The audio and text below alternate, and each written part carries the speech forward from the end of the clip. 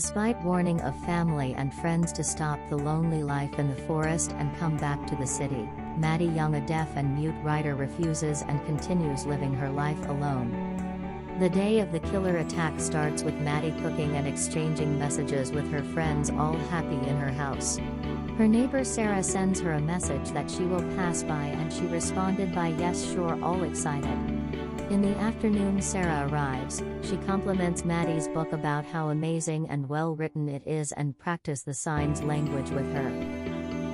While they were talking, the fire alarm rang loudly. Being deaf, Maddie didn't notice. Sarah points her hands to let her know. They rush in. The alarm is so loud that Sarah had to close her ears. Maddie turns off the alarm and Sarah pulls out the burnt food. Maddie apologizes and explains to Sarah that the alarm is so loud because she needs to feel the vibration while she sleeps in case of a fire. After that, they spend a good time together and Sarah promises that she will come tomorrow to improve her signs language skills. Then she leaves Maddie's house to go back to hers. Later that evening, Sarah comes running and screaming at Maddie's window for help. Maddie couldn't see her, and being completely deaf, she couldn't hear her either. She keeps cleaning her kitchen while the poor terrorized Sarah was banging at the door to have her attention. The killer shoots an arrow at her back. She struggles to stay up, but he came to her, put a knife several times in her stomach and kills her in cold blood. The masked killer came at the door right behind Maddie and knocked with one finger, but at his surprise Maddie didn't make any reaction. Later on, while she was writing her book, the killer slowly creeps in the house behind her and took her phone. Her friend on the video call warns her that she saw someone, but she laughed and make a sign that it must be the cat. In the next scene, Maddie receives photos of her in her laptop from her phone. She was scared and confused of the situation. She then immediately went to her door and she saw him, there standing and looking at her. All confused, she was looking at the man with green mask, while he was showing her her phone. She runs instinctively towards the open door to close it, while he was running to stop her. She made it and closed all the doors left open. The battle between the two has started. The killer seems to enjoy the show while poor Maddie is terrified. She rushes to call 911, but he turns off the connection from outside and all the lights went off. Maddie won't be able to call any help. He then went to her car and flat her tires to make sure she can't escape with the car. Sadly, Maddie is trapped like a rat in her own house, alone in the forest, far from people. She couldn't call help, could not scream or talk. The only thing that comes in her mind was to write down a note for the killer, that she didn't saw his face and she won't tell anyone. She wished that he can have mercy and leave her house. But heartless that the killer was, he showed her his face to make sure that she saw him. He then told her that he can get in whenever he wants, but wants to play first, have fun until she wishes she is dead. All scared, she went to hide in the bathroom with a knife and a hammer in her hand. She sees a shadow, and at her surprise the killer was banging at her window, with the hand of the dead Sarah. He wanted to make sure that she saw him, and make her feel devastated and traumatized. What kind of psychopath will do such a thing? Maddie is beyond devastated at this point. She falls down and starts crying, wondering why her, and who is that evil guy in her house, trying to kill her. After her small breakdown episode, she realizes that hiding wasn't an option. She decides to try something else. She opens the door to turn her car on from distance, in order to distract him. The noise of the car alarmed him and he went immediately to see if she was inside trying to escape. Maddie's plan wasn't actually to escape, but to go to Sarah's body, and try to find her phone in her jean. She remembers seeing Sarah putting her phone at her pocket earlier, when she was visiting her. While she was searching desperately in both pockets, the killer came running to attack her. Maddie tries to close the window, but the killer has already his two hands below, and fight to open widely the window. She saw her hammer on the floor, and rapidly went to pick it up, then hits him with it. The hand of the killer is badly hurt, he screams and back off. 1 point to Maddie and 0 for the killer so far in the battle, but the war isn't over. The fear caused by this wildly and unthinkable behavior of the bad guy makes her decide that there is no other choice than playing his game. Her next move to save her life is to go out for the first time since the attack and try to find a way to run away.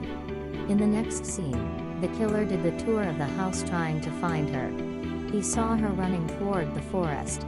He shot her with an arrow but missed. Another failed attempt for the poor Maddie, that had no other choice than to run back inside the house and close the door. He shot his arrow and she falls on the floor to protect herself. He missed again for the second time. After that, her third attempt was to go out, on top of the house and throw a lamp in the bushes, in order to distract him. He saw the light and went towards it, but unfortunately for Maddie, he didn't believe that she was out there. He came right below her and shot an arrow to her leg. This time, he got her badly. She was hurt. 1 point to Maddie and 1 point to the killer.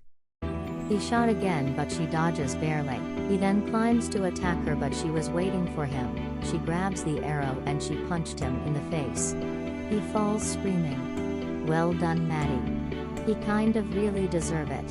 Now it's 2 points for Maddie and 1 for the killer. She was hurt and bleeding, but she locks herself in the bathroom, trying to learn how to use the arrow. In the next scene, John, Sarah's boyfriend, came looking for her and started knocking at the door and shouting Sarah's name. The killer heard him, and knowing that John can beat him considering the difference of size, he decided to play a game. He acted as if he was a sheriff on duty, that received a call from a lady in distress.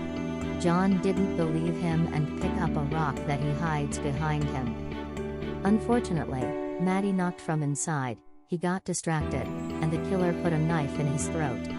Coward that the killer was, he waited for this perfect opportunity to strike. Before dying, John screams to Maddie to run, and he put up a fight against the killer until his last breath. Her writer brain helps her to imagine multiple endings, and the voice in her head guides her to choose the best option. She figures out that she can't run, hide or wait. If she runs, he will certainly catch her and kill her.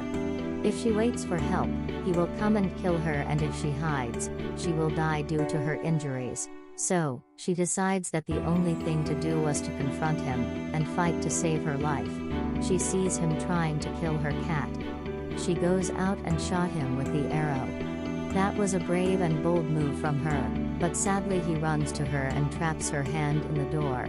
He smashes her hand with his feet with pleasure, and do it over and over until the hand is totally broken. What a psycho. She is seriously injured and in pain. The killer just watches her cry without any remorse. He is full of joy thinking that he has badly injured his victim. At this point, Maddie is left with no hope. She writes down with her blood, in the glass of the door, 3 words saying, "Coward, do it." The coward killer is pissed. He picks up a piece of metal and goes to the door, starts banging strongly, so that he can break the glass and gets in. Trapped inside the house, Maddie starts writing the description of the killer in her laptop, as well as saying her goodbyes to her parents. She also adds at the end, "Died fighting." She grabs her knife on the floor. She can barely walk but goes to hide in the bathroom. She is weak and feeling like to pass out, due to excessive bleeding from her feet and her smashed hand. He slowly gets behind her in the bath, and talks nonsense with arrogance. She could not hear him, but the biggest mistake that he makes, is to breathe loudly behind her. She knows that he is right there behind her, so she moves her head to dodge his knife, and turns rapidly to strike him with her knife. The knife is in his leg. He starts screaming while she left the bathroom. Since she cannot run, she stays in the kitchen. He follows her, but she carries a product that she puts in his eyes. He is hurt and can't see properly. She then gets up and turns on the loud alarm to bother his ears. The killer is screaming because his eyes and ears are disturbed. Oh, that hurts. Well done, Maddie. Maybe this will teach him a sympathy lesson to have mercy next time. She tries to pick up the knife, but he grabs her by the hair and throws her to the floor. With rage, he beats her with his feet repeatedly in the stomach. Then he goes on top of her, he grabs her throat and starts to strangle her.